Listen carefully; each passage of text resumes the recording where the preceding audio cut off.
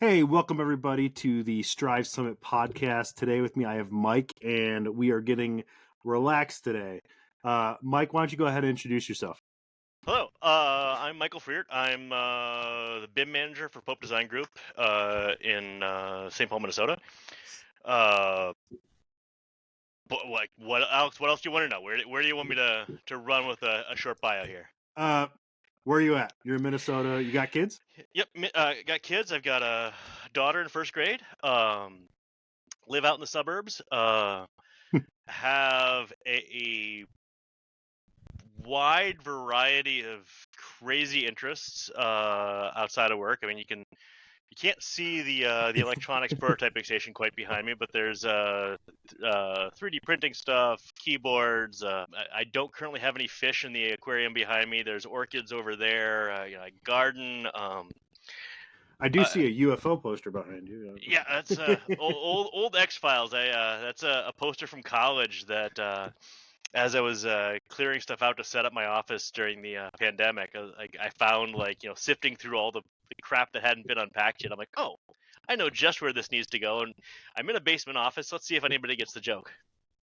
If anyone knows me, Sasquatch is out there, and I know I have a couple of friends out there who don't believe it and stuff, and I'm a pretty firm believer. I actually went to the thrift store the other day, and I found a hat called Squatch Conference, and I was Oh, like, nice. I had no idea that was a thing, so now I'm getting my tickets. Uh, there's a whole host of conferences, sub-conferences. Apparently there are schisms within the Sasquatch community. I've not wandered down that that rabbit hole, but I found out way more than I wanted to at a Sasquatch Bigfoot themed gas station that stopped at driving up north one summer. So to give you kind of perspective, I moved from North Chicago area, Right. southern Wisconsin area, to Idaho. And for anyone who hasn't been out into the middle of nowhere, it's out west. Anywhere like an hour and a half in is the middle of nowhere. It's like the opposite of going so I've been out west a little bit, driven out for skiing a couple times, and like the difference between like Chicago versus like rural Minnesota versus like out west is like going from urban Europe to like generally rural most of the eastern half of the US. Like you're 15 minutes from something. Yeah. Like rural Minnesota, you can be a solid half an hour from anything. Mm-hmm. But out west, you can be like half a day from anything. I always joke Boise is the closest place to nothing. Where the nearest city is Salt Lake, and it's 5 hours. Like the nearest biggest city. Like we have our Idaho cities, Twin Falls, stuff like that. But it's Salt Lake 8. I think Bozeman or Salt Lake's 5, Bozeman's 6 or 7. Portland, Seattle, like 8 or 9. Yeah, but like how big is Boise? Boise is about as big as the county I moved out of. That being said, right. I was in Lake County, so not Cook County, Chicago, but the one right above it. So pretty heavily populated. I want to say right now we have 700,000 in like the valley, including Boise and Caldwell, all these other cities. Greater metropolitan area. Yeah. But like I tell you could drive an hour north and you're in the woods. Right. An hour south, you're in the desert. East or west, you're in the desert. So, love it out here. Best thing I ever did for my life. Nice. But it's out here. So Sasquatch is real. Moral of the story is Sasquatch is real. Yeah. UFOs are out there.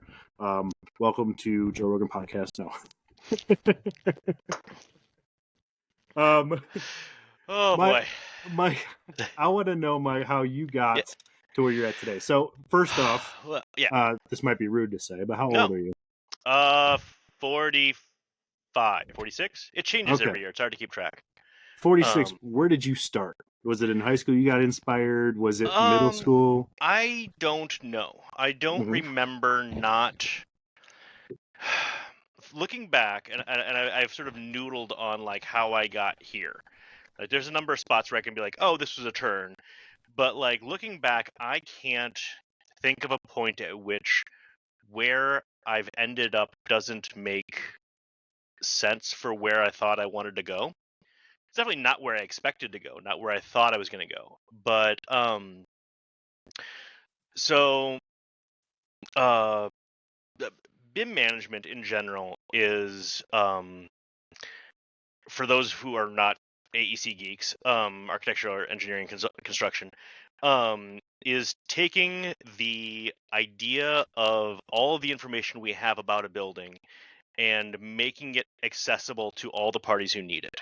So from a design standpoint, that means making the digital representation of the walls easy for the architects to manipulate, and then easy to visualize for the construction folks, and then eventually easy for the owners to work with as the building grows, or they need to repair it, or things like that, or they're curious about what paint is on a wall. And so it's a lot of information management theory, but it's very heavily couched around particular tools that my particular team, my architects, need to do stuff. I landed there because I wanted to go into architecture, but sort of because I was a bad designer. So I've always loved creating stuff. I've always loved making stuff. I mean, I've got, Dungeons and Dragons minis here that like, this guy's half painted.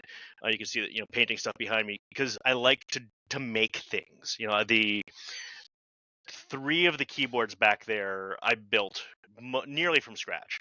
Like I didn't mold my own keys and whatnot, but like, Right. I've done a whole lot of work on them. I've done a ton of customization on them. I've got a 3D printer, 2 3D printers down here, next to me. I'm an avid woodworker. I like to make things happen, or to make things real. Mm-hmm. But from acting so I acted a bit as a kid, community theater. Acted a bit in high school. Had a couple of, for a high school play, reasonably well reviewed roles. I mean, that's Any commercials we need to know about and look up real quick? No. Or? Nothing. There might be a VHS copy of like me as a little kid, in Christmas Carol or something like that. But nothing. Nothing exciting. No, like no real theater. Mm-hmm. But mid-tier role in High School Musicals, that sort of stuff. Mm-hmm. But I realized I wasn't really good. I was not great at acting. So I started working backstage because I still loved theater. I loved that, creating something beautiful and something interesting for folks. And I realized that from working in theater and then working in theater in college, I was less good at the new original design, coming up with the crazy ideas, than I was with making those happen. So if a director wanted to produce, I don't even remember what the show was, but we needed like 17 bathtubs and like 30 doors. Okay. It's actually the show that got me into lock picking, which is a whole different tangent. But coming up with that idea for that set would just not have occurred to me. But once they had that concept, I could take that and run with it and help them refine it and help them polish it. And so I leaned heavily into theater tech, and facilitating and being a technical director. Well, what I realized somewhere in high school, early college, probably high school, because I wanted to go into architecture, because I'd worked in a few theaters in competitive high school theater that were just hot garbage. Like they were not useful for either the performers or for the audience. They were not, we're not talking like cafe gymnatoriums. Right. We're talking actual theaters that like had bad sight lines. Like there was not a comfortable seat in the house. You couldn't see the stage. The stage was too shallow. The stage was too, it just didn't work. Mm-hmm. It wasn't good acoustically. There's nothing about it made it useful as a theater. And I was like, I've always liked buildings. I can fix this. but I didn't want to mainstream nicotine and caffeine for 5 years and come out only able to do one thing. I wanted a traditional liberal arts degree. I wanted to study everything.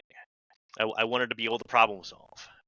So plan was to get a bachelor in theater, focusing on scenic design and technical direction, and then get an MArch and go into architecture to design theaters. I did not agree with the methodologies of the theater department at Cornell University, so I went into medieval history because it's obviously the same thing. Clearly. And studied comparative warfare theory, and between medieval Europe and medieval Japan and Asia, and realized that I like all sorts of stuff. I like knowledge in general, but I also like trying to figure out how stuff works. Yeah. Was getting frustrated with Cornell, really missing actual proper winters. Upstate New York, outside of the snow belt, does not get snow. They just get gray. And while Minnesota is cold, we have sunshine. Like, it is, like, we had a week of what would be like the entire winter in Ithaca, and like the whole state's like, this is not okay. What is this? Where is, the sun? Like, I'm used to wearing sunglasses in winter because it's that bright out. Moved back to Minnesota. Wasn't finding purchase in the local theater community because the Twin Cities has a really, really killer theater community. Okay. Like, amazing, like world class. We sell, last I looked it up, we sell more tickets per capita than New York City does for theater. Really? Yeah. Okay. But a lot of it is much more community based or volunteer based. So I came in having left upstate New York as a professional sound engineer. Like, I worked with a bunch of really great bands. Like, I was used to getting a livable daily wage to do my work, and like finding a gig here, I was like, hey, can I work for sound for your bar? Like, oh yeah, you get all the beer you can drink. I'm like, will not pay my rent, and you have no idea how much beer I can drink. But I could probably drink my wages in beer, but I will not be healthy out of this. But like, this is even at early Not 20s, sustainable. that was not going to pay the rent. Right. And I had a lot of friends who were working in theater, but they were working in theater as their second jobs, or like they were getting paid $100 for a show that was 8 weeks worth of their time. I know a number of folks who are union carpenters at the Guthrie and stuff like that who do make a living at it, but those jobs are relatively fewer, and I didn't have the local connections to get those, and like I didn't want to fight through all that again. So I got a CAD degree and got a drafting gig. Originally, my first job out of drafting school was working for a quilt making company to do pattern engineering for them. Okay. And that because why not? 20 years on, I hardly wear trousers. I'm always in a kilt. And but that was like worked for them several months directly, and then off and on for a couple years. And then for a theater design or single family home builder, theater consultancy, actually, the first downturn, got laid off, went into BIM consulting more heavily, and have been in BIM since. So like I briefly had that, working on making theaters better. But the more I dug into design technology there, the more excited I got about it. There was a Post-it note on the column next to my desk that a coworker had stuck up there that said, "Because you like to learn new things." And it was a very insightful thing on their part. For me, is like, this is something new that I can learn. This is something that I can take. I'm curious. So that the random crazy gas station lady telling me about Bigfoot's philosophical schisms, like, this is interesting.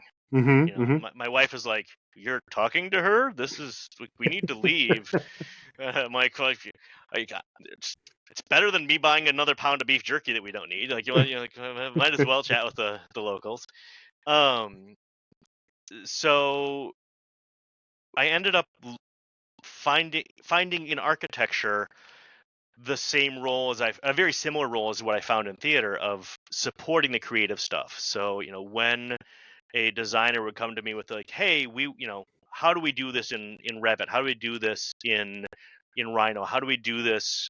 I I want to do this. How do I make it happen?" I'm like, "Well, we can unplug this and move this over here and call the structural engineer and ask them if they can, support this from that." And so a lot of designers from architecture school, a lot of folks are less focused on how to make it happen and more the coming up with the idea. And I love all the crazy cool stuff that my designers can come up with that I never would. But what I've run into is a lot of them saying like, "I don't know if I can do this," and them self-limiting because they're not willing to do something magical. Right. Creativity's lost. Well, it's they want to self-limit because they want to be practical. They want what they're doing to be viable. And sometimes all that means is instead of, maybe you hang one or two steel cables and conceal them instead of having, a 2x4 drop down or a steel stud drop down to support something. Maybe maybe you can do something a little unconventional. Pull something in from an old stage illusion trick. Take a hint from stage magic on how you can actually make this part of your thing like work. Like, Disney's story facades are mostly 2 stories tall, but they look 3 stories because they've used slight illusions to make those seem bigger. So finding ways to do that. So you can't build it this tall. Well, we don't have to build it that tall. Let's do something else crazy. That's super interesting. That's leveraging kind of tools to make those things happen. Yeah, it's really cool how you came from acting, which is, you would never think BIM and acting or architecture and acting, but you went to the portion of you saw an issue with sound stages, and then you're like, I could definitely build this better, and then your creativity took over, and you want to do more and learn more, and then you got that opportunity to solve problems, and then next thing you know, you're doing scripting and doing Rhino, and exactly. And like in 9th grade, we had back when shop class still existed. Had a shop class, and I was the only person in my section who aced the fractions test. Which, go figure, but whatever. I would not ace it, but yeah, go ahead. And so the instructor's like, "Here, go in my office for the next week while the rest of the class learns how to add inches and play with Legos." And there was an Apple II, Apple IIe, two something, and what eventually became Lego Mindstorms. I don't think it was called Mindstorms yet, but I built a 4-axis little robotic arm out of Legos during shop class. It was like, give me something to futz with. I'm gonna do figure out something crazy to do with it. And like, it wasn't an assignment. It was like, here, don't bother me while I try and teach these kids how to add 2 foot 3 inches and 4 inches 11/16. That's incredible. Like, so and that was in basic, right? So like, I've gone from like basic through like, I'm trying to learn Python, and it just makes no sense to me. Well, like shop class for me, I was the last year that shop class was available before we graduated. It was no longer there. So I would say I am that cutoff year. I'm that millennial change from the millennial that works to the millennial that everyone calls lazy. I'm right there. I think it's a lack of. So one of my big complaints about architecture is that so many architects, younger architects, haven't learned how to hand draft. And they don't need to learn to hand draft because they need to draw that much. But what they needed to learn was how to actually think in converting between 2D and 3D. And when you're forced to slow down and look at something in 3D and draft it out by hand and think about exactly how you're representing it, that really changes how you intellectualize 3D space versus 2D space. But then we stopped teaching people how to draft. So we have architects now who've never done a detail. So when you're looking at a detailing a CD set, the details aren't as clear because they've just copied in from the last project. Because with computers, Control C, Control V, it's fast, it's easy. It's on my mouse, yeah. But we've stopped teaching folks to create those because they just have to copy them. So that they're not. We have this. I think a big problem with the generational shift is not just we're losing those details. It's we're forgetting to teach people how to do some other stuff. Like we have these cool new awesome tools. Don't get me wrong. But if you don't know what they're based on, all right, I think you start to lose something. Right, I think a lot of the software we have today, a lot of designers and modelers and architects take for granted, right? And I don't mean it in a bad way. It's taken for granted of this is the software, use the software and work. Now, I was fortunate enough we had a CAD class in high school, and that last year was available to me, and I took it. And basically, it was just AutoCAD and isometric drawings for a whole semester, and it was no mouse; it was all keyboard. And I remember, like that class for me was easy because 3D space and isometric and 2D was easy for me to understand. Right. And I saw other people struggle, and I was like, oh, maybe this is for me, that kind of stuff. But the isometric drawings that I drew, the simple, like, you're basically making Tetris blocks in isometric views. That taught me concept of depth better than when I learned manual drafting when I went to college. So I learned a little. I had a class of manual drafting, right? We also did a class that was rapid visualization, which I thought was an awesome class. And the concept behind it was you're sitting with a client, the client tells you what you want, and you take their image, you put it on a sheet of paper, and you show them in 30 minutes or less. One of the courses that I remember the most, and it's kind of like an art thing, but basically we would go outside, we'd look at a building and say, okay, draw that building in 3D.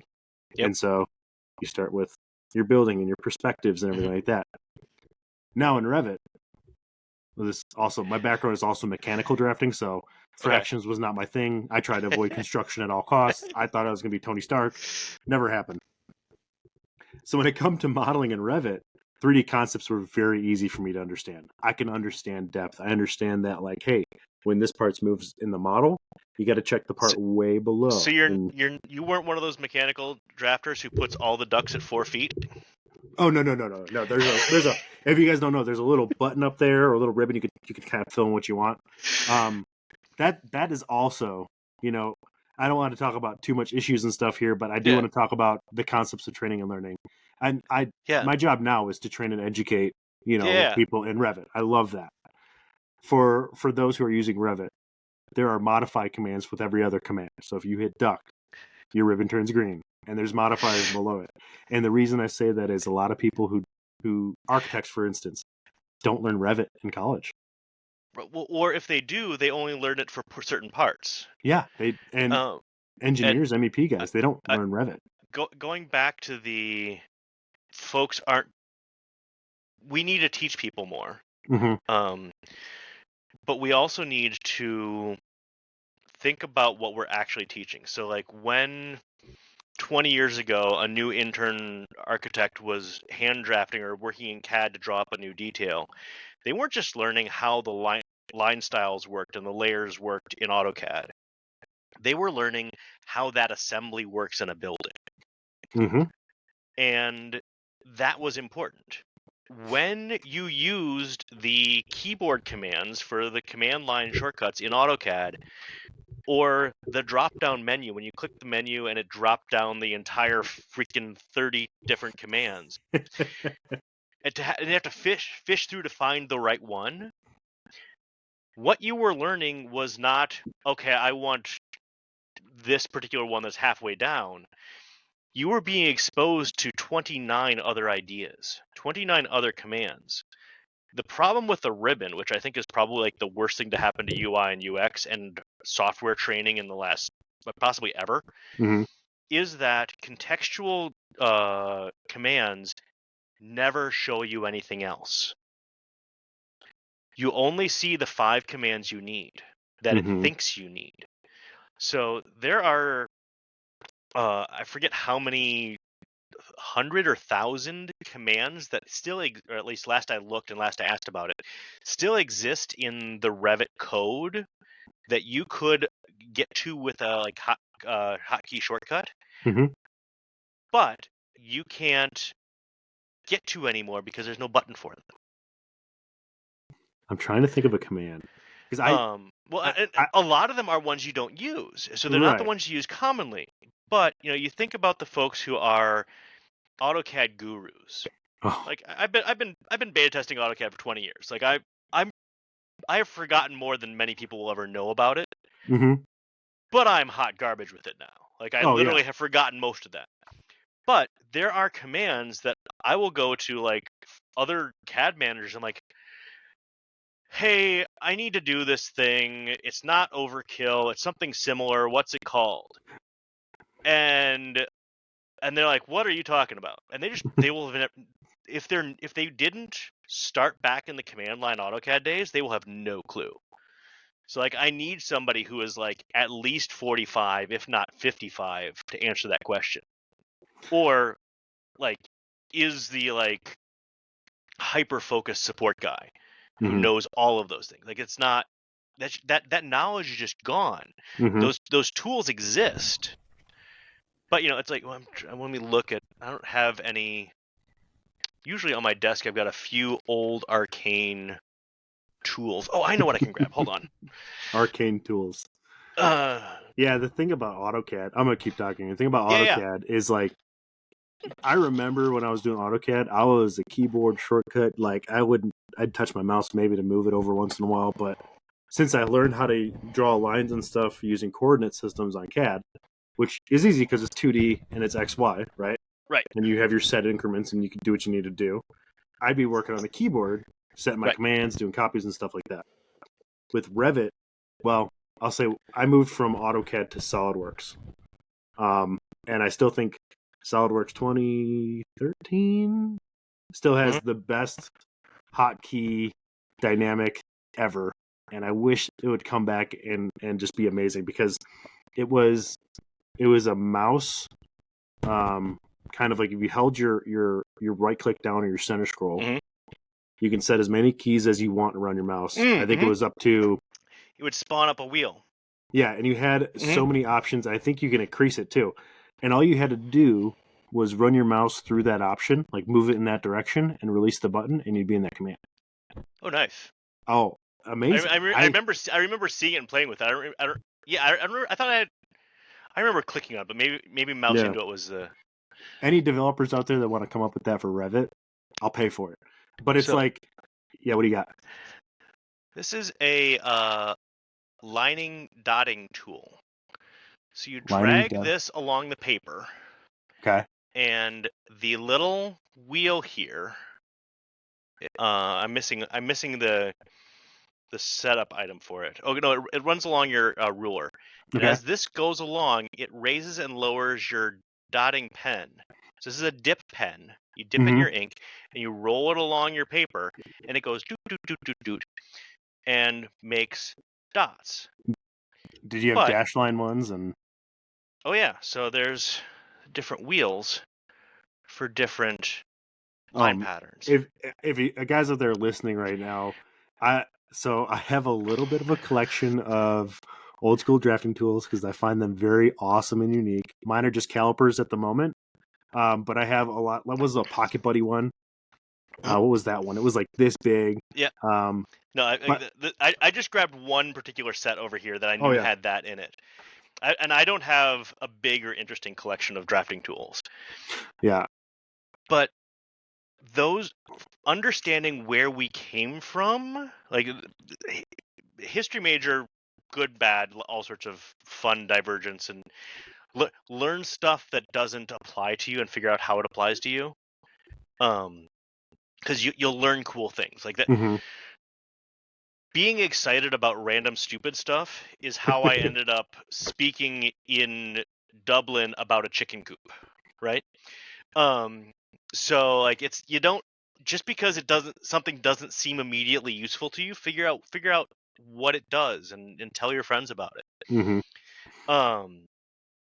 But yeah, what a tool does and how it works lets us understand more about it. So like if you don't learn why you're doing something, if you're just taught to do something, but also if you don't think about what someone's learning from what they're doing. So from a student standpoint, you really want to learn as much as you can, right? Right. But from a teaching standpoint, you want your examples to be as compelling as possible. Because you don't want to, we hear that, teach it 3 different ways. Show them, say it one way, say it another way, all these Yeah. different, repeat, because the slow kid's not going to catch it anyways. And try not to make it so boring that the kid who actually got it the first time around is frustrated with you. Right. But what else are you teaching them? Like what else can you present in that lets them continue to grow and hopefully continues to spark that excitement? Because if you just tell someone how to do one little thing, Right. that's boring. That gives them a task. So one thing I'd like to do is make a video of The Sims, making a wall, doing a house in Sims, and then doing the exact house in Revit, and kind of showcase Tell me that's hard. Hold on, he's thinking. No, I'm trying to think who. I swear somebody built a script for that. Oh, I want to show the comparison just for viewers' sake. But yeah, that'd be awesome if there's a script for it. You mean I could take my Revit model and put it in Sims, or vice versa? I think it was Sims to Revit, but it wasn't direct. Because they had to take it was a. Well, you're gonna have to tell me what that is when you figure it out.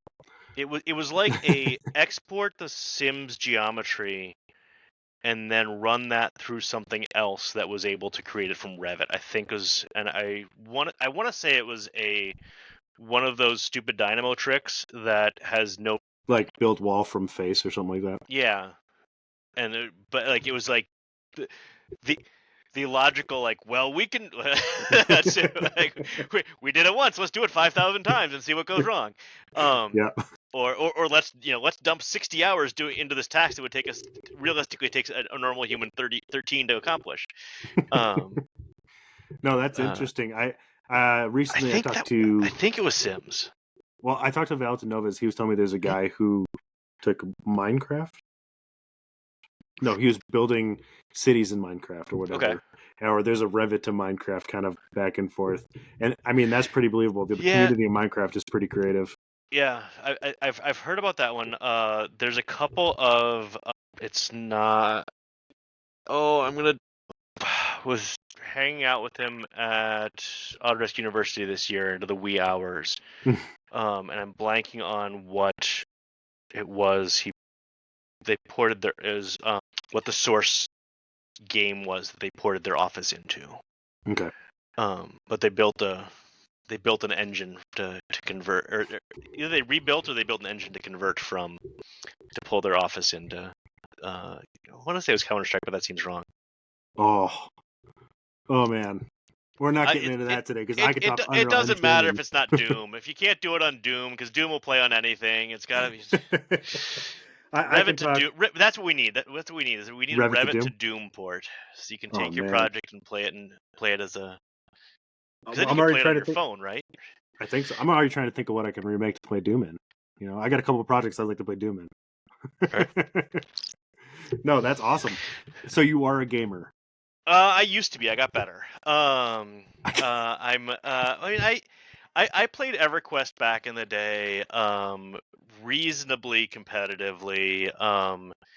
Back in the Command and Conquer days, early StarCraft days. Command and Conquer. Two of my good buddies in college and I guess four of us, were pretty consistently in the leaderboards. Command and Conquer was my jam. There was one game that I forget what it's called. I played it one time at my buddy's house where you can mutate animals together to create your army. And it was like yeah. It was like a shark head and a gorilla body. And then you got like the various Oh man, if I find that game and I'm off the internet for like 5 days. That's one of those like find the right subreddit to ask that on, and if you don't get some sort of terrible Rule 34 violation, someone will give you exactly what the name of that game was. Yeah, and don't find the wrong Reddit thread either. Yeah, no, if you find the wrong subreddit, it's gonna go south very quickly. Yeah, no, so I like gaming from a actual like gaming standpoint. So sort of related. Like I used to play Magic the Gathering. I've gotten rid of most of my cards. Okay. But stage Magic, like actual like take your thumb off, that sort of stuff. And card sleight of hand. I got reasonably serious in it, but again, I discovered I was not a great performer. So I got more studying the theory of it. The figuring out how a game works, not necessarily from a metagaming, but like what are we trying to do? So Dungeons and Dragons has always kind of sung to me. A lot of the newer stuff, the folks who came in 5th edition, I've met a lot who don't quite view it in the same way, but also very much view it in the same way a lot of the older generation of D&D gamers do. Like they want it to be a creative thing, a collaborative thing. But somewhere along the lines, we sort of lost the thread there, and there's not dissimilar to the loss of knowledge that architecture had during the first big downturn, where we lost, what was it, something like 30% of the professionals, and something like 60% of mid-career professionals. Still looking for them, Yeah, we're trying to hire some right now, and we can't find them. Right. Well, you've got a gig. You're great. No. Use the platform. Oh yeah. But oh yeah. Well, yes, that platform. Yes.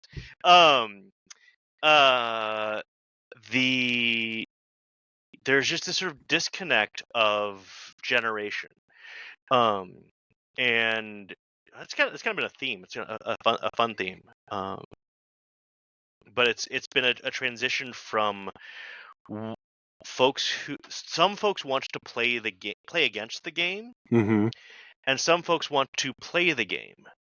And I think that's kind of why I stopped playing EverQuest, is because it stopped being about folks having fun in the game and much more about you don't have the best gear. Yeah. And so and there's still folks who play that way. Like there's still folks who want to play whatever their game is for fun. But getting serious about gaming, dumping a boatload of hours into stuff, wasn't as compelling anymore. Yeah, I think. Well, first off, if you're still into D&D, and there's been people out there listening, you want to start a D&D group, I'm down. Let's go do it. Oh yeah, sweet. We got shout out to the crew. Oh yeah. I would say gaming is something that helped me transform into this BIM career, and I consider my BIM career starting when I got into like making airplane parts and stuff with SolidWorks, right?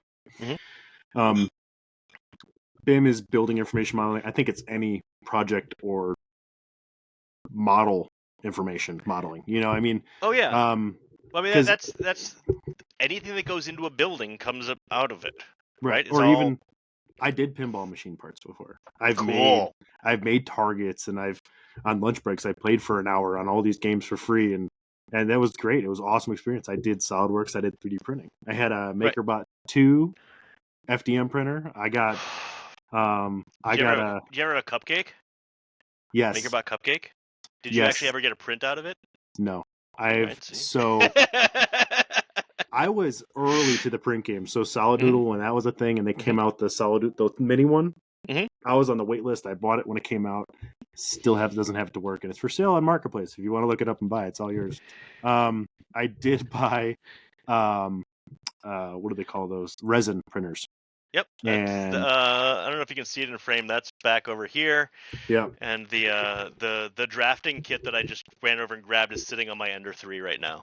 awesome. Ender's So, great. Yeah, but I was there in the beginning when there was oh like yeah, Saladoodle, Kit Kat was one of them. yeah, yeah. And then it was MakerBot that came out with the first one, and then the dual replicator came in, and Oh yeah. now That was now we're nerding out. Now we yeah. Well, but you brought up a really good like how I got here thing that I haven't touched on. Early pre-downturn, I guess technically early downturn. I'm not sure. Um, uh, Someone who became a buddy of mine decided to try to start a makerspace, and just found out about it. I'm like, this is really cool. Let's actually meet up. Let's do this. And people are like, no, we don't need to meet up. We'll meet up in like 6 months. I'm like, we're on a web form. Nobody's showing up in 6 months. Mm-hmm. So I was like, hey, let's just go have coffee together. Next Wednesday. Cool. 3 of us show up. We talk through stuff. The guy who didn't actually talk through any, like, who didn't, like, wasn't saying like, hey, we actually have to meet up and build this. Mm-hmm. We had him write up the write-up for the forum. The next week, 30 people showed up, and we're going around introducing ourselves, talking about the stuff we like to make, and what we do, what we, I'm excited about electronics. I make instruments. I do this, that, and the other. Mm-hmm. And finally, someone's like, "Well, who was here last week?" And the 3 of us raise our hands, and everyone's like, "Well, who else?" Like, no, it's just the 3 of us. But if we'd said only 3 people showed up, none of you, how many of you would be here? Right. None of them raised their hands. That organization is now Twin Cities Maker, is one of the largest maker spaces in the U.S. We've got 13,000 square feet. I think it's like 300 or 500, 600 members monthly Wow. who use this, who are current, like not counting past members. We've been going since we're not 15 years yet, but we're looking at that. So like community organizing is sort of like a loaded term there, but like figuring out how to pull people together, how to get people excited about stuff. Mm-hmm. Going back to like the teaching, like if you want to engage someone, if you want them to learn, you have to get them to figure out why it's useful to them. Right. Some people are naturally curious and will want to learn, and they're easy. They're the folks who, if you give them vaguely interesting content, they will just slurp it up. Other folks, if it's not useful to them, they don't want it. And you got to find that hook. You got to, Yeah. my fly tying kit's over there. So it's, yet another hobby. Fly fishing too, gardening. yeah. Yeah. Well, Of course, like, right? I'm not going to do something simple like, to be fair, I mostly fly fish for sunnies. okay. So like I'm not doing it like, the fancy stuff like, going out and tying stuff. I've got a portable tying station to take to the stream to tie, for the trout that are biting today. But no, I tie streamers and fish for sunnies. If you ever come out to Idaho, bring your kit. We'll go wading in the river. It's beautiful. Beautiful. Out here. My waders leak. It'll be great. It was funny that you mentioned. Like I'm currently, this is Strive Summit podcast Strives. Yeah. I'm currently like in the part of like bringing community together, which is what this podcast is starting to do. Yeah. And actually, I wanted to tell you. I don't know if you know this. You're the first person I ever mentioned my idea Strive to. Really? Like 2 years ago when we got on that random call just talking. I remember asking like, "Hey, what would you think about this place?" And you were like, "Oh, that'd be great. Yeah, know." And I was like, we need this. Yeah. I'm going to tell you right now, that right there is what got me going into this. And honestly, good. I'm glad. I didn't remember that until we're talking here, and I'm like, yeah, Mike was the first person I ever told about that. Holy shit, you know? Yeah, no, I was like, this is a really cool idea. This is something that, and like, well, we've chatted, I don't know, Half a dozen times, yeah. yeah, I was say, but since then, like, it's been, I was gonna say quarterly, but not quite. Mm-hmm. But much more about like just sort of other more prosaic stuff. We haven't actually like sat down and chat because like that was more of a actual conversation. Mm-hmm. Um, but like that sort of stuff is a big part of how I got here. Because I like to, the post-it note that said I like to learn new things. Mm-hmm. Um, talking with folks and finding out how it comes together, what they need. So like, someone who's, I'm good friends with folks who are structural side. Our worlds very rarely intersect. Like we're both BIM, we're doing our things. Like it doesn't matter. Like our Mm-hmm. project staff are working together, but we don't get to talk to each other. But those conversations where we can have that are like, well, what do you do with this? How does this work for you? And then like, oh well, we care about this. Like, oh well, it'd be really easy for me to change that. Would that help? Oh, that make this so much easier. And like those little exchanges. The chickens thing I mentioned before. So pre lat AU 2019, I saw this really cool demo at in the expo hall. I'm like, this is Mm-hmm. great. We're never gonna need this. This is construction focused. We don't need this. Not useful to architecture at all. Like design side, not important. Pandemic hit, and we couldn't send architects to the job site, right? Because we're working on nursing homes, Right. which are like the most locked down of the lockdowns. But we can send them a headset. We can send them a disinfectant. Do I have? Yeah, I got my my spray bottle of alcohol here still Mm-hmm. from buying a bucket of those. Like this is now my like whiteboard cleaner. But like because you couldn't buy like 2 of those. You had to buy like 10. So like, Right. it's like Yeah. but you can disinfect it because denatured alcohol can clean electronics. Mm-hmm. And ship it to the ship it to the nursing home, let them wear it around, bring us to the facility, and let us download measurements of the facility. I'm like, this is great. I Boom, called them up, bought a subscription, had to test it out. It's a pandemic. We're home. I'm building a chicken coop in the backyard. Well, let's figure out if I can model the chicken coop in Revit Beta using the new massing tools. And Bob's your uncle. I've got 3 talks at different conferences. about chicken coop. Right. Because to be fair, and this is a joke I used at all 3 conferences. Architects are exactly like chickens because they don't want to come to you. They're going to wander. If you're a BIM manager, they don't want to hear what you have to say. But if you say to a chicken the magic words treats, treats, treats, treats, treats, treats, treats, they come running, and you toss out some handfuls of corn. To folks in an architecture office, if you say pizza lunch and learn, they show up. Mm-hmm. If you say it's new Revit training, yeah, nobody's coming. Pizza lunch and learn, they're going to be there. It's exactly the same. Yeah. Okay. I did a lunch and Although, learn. to be fair, architects don't like make a huge mess on the floor like chickens do, and they will stick around longer after there's less food. They're more polite. I guess that depends on the architect.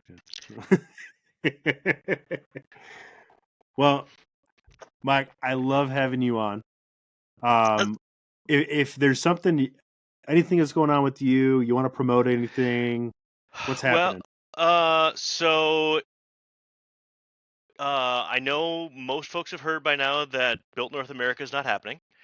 But one of my favorite things about that conference was the side conversations. The sit down and talk with peers. That was also one of my favorite things about the now defunct conference Midwest U. Mm-hmm. So I'm going to try to pull a rabbit out of somewhere creative and get a casual conference together for the summer. I will let you know more about that when that comes up. That's still in process. There's a whole host of stuff I got to figure out.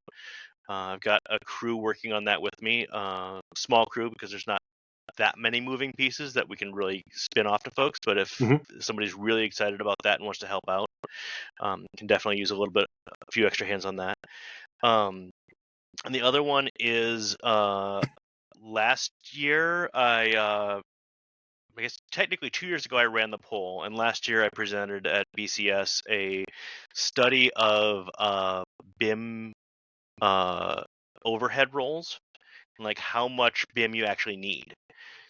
Because everybody's heard you need one BIM manager for 40 users or 40 hours of 1 hour per user, whatever that is. I was like, is that true? What does that mean? I'm going to run another poll. I want more data. I got statistically significant data for mid to large size firms in the US last time. I want more data. I want to actually be able to say like, hey, what's happening in small firms? I want to be able to say what's happening in the, because the 20 to 50 person firm size is a whole different market than the 50 to 100 person size, and the somewhere to 500, 250 is a whole different market than the 500 plus. I don't know where those points land. Okay. But I want to find out. Because one of the things that like everybody talks about is like, we've got to do more stuff like this, right? You go to a conference, you see this really cool thing. But it's not practical because they've got somebody who's doing, they've got 2 full-time Dynamo programmers. What? And a Python guy, right? And how, like, of course they can do this. I don't have that. Like I'm me trying to learn a new coding language on top of supporting all of my projects, on top of trying to spin up the ACC project, all the stuff we all do, and we all have to keep current on. But we all want to do these cool things. Let's, instead of getting stuck on that, let's figure out where those shifts land. Let's figure out how much overhead we can then advocate for to say, hey, look, if you have this much, we'll have better outcomes. You're complaining that we're hey boss man, hey partner, you're complaining that I don't get anything done from a BIM standpoint, that I'm not valuable to you. But if you're overworking me and not giving me the chance to actually build those tools, you're not giving me enough bandwidth to actually do that, you can't expect results. You can't expect one concrete guy to pour 500 yards in a day. You got to give them a crew, and you got to give folks the enough bandwidth to do their job. And I'm curious as to where we can see empirically that those things change in a much more granular level than I was able to last time. Yeah, it's interesting because I feel like there's a lot of people who are not in BIM or not in engineering that don't understand the full capacity of what it takes to make a single drawing in Revit, in 3D. So my next question for you, I guess, would be about this conference. What's your overall goal? What are you looking for people to get out of this when they come show up? So I have not yet tried to elevator speech this. Oh, good. Congratulations. So great way to cross-pollinate and learn from their peers so that they can then better collaborate. Because like BIM at its core is all about collaboration. It's all about building something better together and about building something together more efficiently. Well, not just building, but having more efficient stuff, doing it better. And it is about connecting all of can make our own ultimate thing, right? Like if you're in a silo and you've got your heads down, you can do something amazing. Like one of my second job out of drafting school, the single family home builder, I took their workflow that they had really dialed in for AutoCAD and cut it by 70%. What it used to take them 40 hours to do, you could do in 8 to 12. So like folks who say like, yo, Revit's less efficient than AutoCAD, like, no, you can, if you give me free reign to do this, I can do that. Yep. A lot of us can. But if you say, oh no, we've got to do it this way, it has to include this, we've always done it this way. So like, no, we haven't always done it this way. You know what we've done for longer than Revit existed? Hold on. Right. This existed. This was in use professionally for longer than Revit has The existed. scrolly tool. He's holding up the scrolly tool. Yeah. So it's like, what? Like, no, we haven't always done it that way. For longer than that existed, we drew with a burnt stick in sand on the or on either burnt stick or chalk on the wall or on the floor. Like right. No, we haven't always done it that way. So, finding those ways to work together, because even at the largest firms, right? If you've got a 3,000 person firm who's maybe got a design tech department of 15 people, think about how little a 15 person office has for creative expansion. Like if you switch that to looking at it as an architect, you don't have that that expansive cross pollination. Those people are doing things outside of their office, but like they're really stuck in there. And so you don't have that depth of experience of, if you're a 15 person office, like, at our 90 person office, our accountants have more people to talk to about their technical problems than I do. That's interesting. Right? That's interesting. Yeah. So a project architect, I've got a dozen who can say like, hey, what did you do on this? Does anybody have any projects similar to this? Like, I've got nobody internally that I can go to those things. So I want to take folks like us who have enough BIM chops to ask stupid questions. Right? Oh, I love that. There's no such thing as a stupid question, and I say that all the time, and I stand by it. If someone asks like, "How do I open Revit?" Not a stupid question. Right. But they're the questions that are like, well, that seems like a bad idea. I wonder if I can do that. Like, or why is this? Who are willing to ask, like, have enough experience to have like climbed up. They don't need another technical exercise on how to build a family. Right. They need the master class of the, like, oh, by the way, this is, if you do this little thing, and that's not something you're going to pick up in an hour and a long class.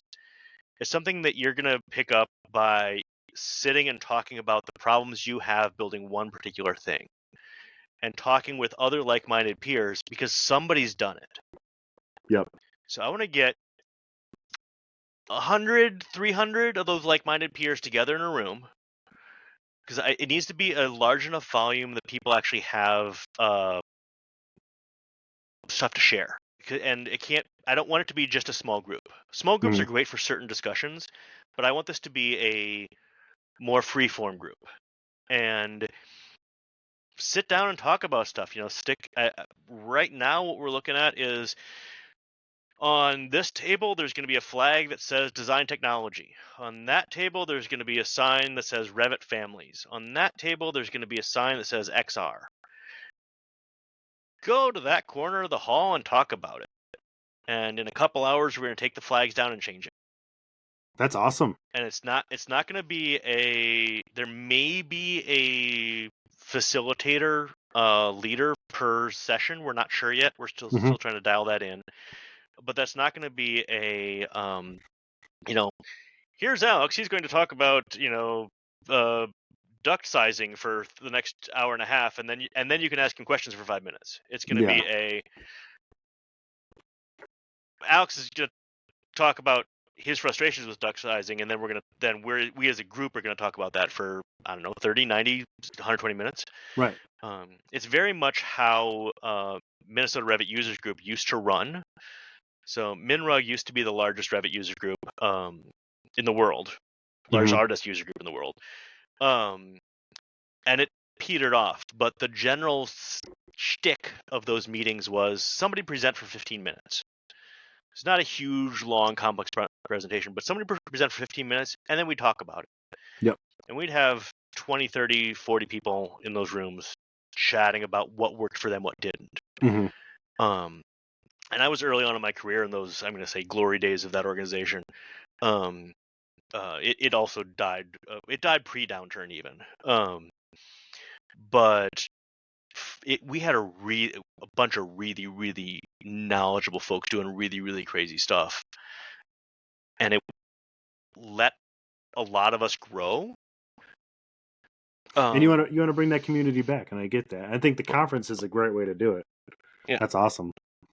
Well, Mike, again, I appreciate you coming on, and thanks for inspiring me to build Strive. Oh, my pleasure. I'd even forgotten about that conversation. So yeah, we're gonna have to stay in touch, but I want to thank everyone, all my listeners.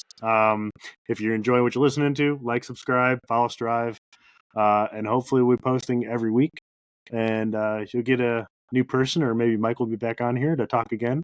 More about Alex. Anytime you want me to talk about random stuff with you, I will talk about my favorite conspiracy theory or whatever. Oh, we're doing that next. All right, thank you. Sounds great. Be well. Bye.